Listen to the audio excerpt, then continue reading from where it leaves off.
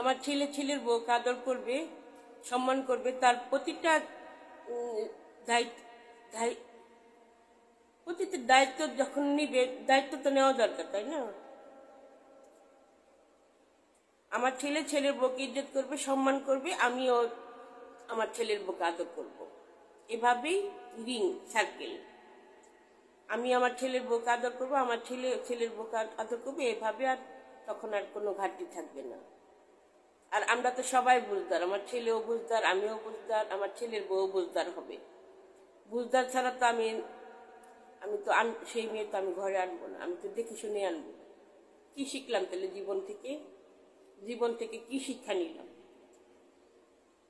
আমার ছেলের বউকে যথেষ্ট সম্মান করবে, যথেষ্ট সময় দিবে। সময় না দিতে পারলে, যে ঐতিহ্য যখন সময় দেয় না, আমি অন্যদিকে মনোযোগ দিই, কাজ করি, গান শুনি, সিনেমা দেখি, নাটক দেখি, ইউটিউবে রান্না বান্না দেখি, নিজে রান্না বান্না করি, ছেলেকে রান্না বান্না করে খাওয়াই, এভাবে আমার সময় আমি পার করি।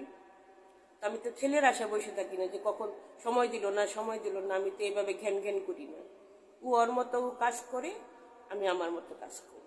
কেউ কাউকে ডিস্টার্ব করি না, ও আমাকে ডিস্টার্ব করে না, আমি ওকে ডিস্টার্ব করি না। ও ফ্রি হইলে তাহলে ও আমাকে নিয়ে তখন সময় কাটে। এই তো কালকে আমরা সিনেমা দেখলাম মাহপুতে। আমার ছেলে যদি আমার ছেলের বউকে সম্মান করে, ইজ্জত করে, তাহলে তো সংসার অশান্তি থাকার কথা না। এইভাবেই সংসার ধরে রাখতে হয়, বন্ডিং ধরে রাখতে হয়। ওই জামালপুরে তো দেখলাম বকুল ভাইয়ের বউ অনেক ভালো, অনেক অনেক ভদ্র ফ্যামিলি বকুল ভাইয়ের বউ। কিন্তু ওই যে বকুল ভাইয়ের ছেলেটা অনেক খারাপ।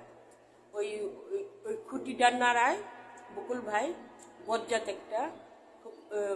বকুল ভাই হলো নাটের গোড়া, হলো খারাপের হাড্ডি। আর বকুল ভাইয়ের ছেলে তো তার কোনো ক্লাসলেস মানুষ, খারাপের শেষ।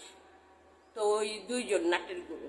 হ্যাঁ, ওই যেদিকে মানুষ শক্ত দেখে, শক্তের ভক্ত নরমের জম। ওই কেউ ওই ছেলেকেও শাসন করে না, বকুল ভাইকেও কিছু বলে না। ওই ওই ছেলের বউ শাশুড়িকে সম্মান করে না। ওই যে শ্বশুর সম্মান করে না, যে ছেলে সম্মান করে না, যে এই জন্যে বকুল ভাইয়ের বউকে সবাই, মানে বকুল ভাইয়ের ছেলের বউ, বিশেষ করে ছেলের বউ শাশুড়িকে অসম্মান করে। এটা ঠিক না, এটা তো দেখলেই বোঝা যায়। ওই যে কেন কেন এরকম একটা মেয়ে মানুষকে ভালোবাসবে, বউ শাশুড়িকে ভালোবাসবে। তো ওভাবেই অশান্তি শুরু হয়, ওখানে গলতটা